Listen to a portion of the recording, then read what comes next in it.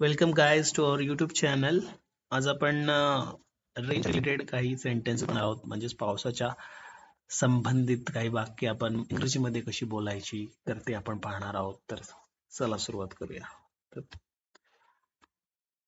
पहिलं वाक्य आहे, आज खूप पाऊस पडतो आहे. तर याचं भाषांतर इंग्रजीमध्ये असं होईल, इट्स रेनिंग हेविली टुडे.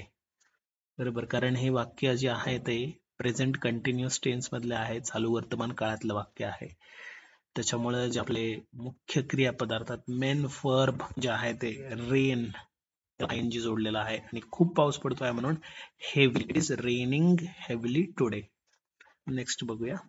बाहेर रिमझिम पाऊस पडत आहे. तर रिमझिम पावसाला ड्रिझलिंग असं बोलतात. तर इट इज ड्रिझलिंग आउटसाइड. ओके. बाहेर मुसळधार पाऊस पडत आहे.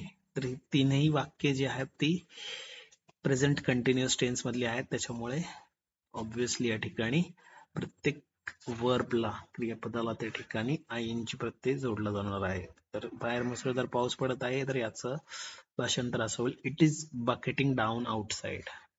तर मुसळधार पावसाला बकेटिंग डाऊन असं म्हणलं जातं इंग्रजीमध्ये. बरोबर. तर त्यानंतर आहे दुपारी धो पाऊस सुरू झाला. In the afternoon it started powering heavily. धो पाऊस म्हणजेच पॉवरिंग हेविली. आणि शेवटचं वाक्य आहे, काल दिवसभर पाऊस पडला. तर या वाक्याचं भाषांतर तुम्ही कमेंट करून मला नक्की कळवा. थँक्यू.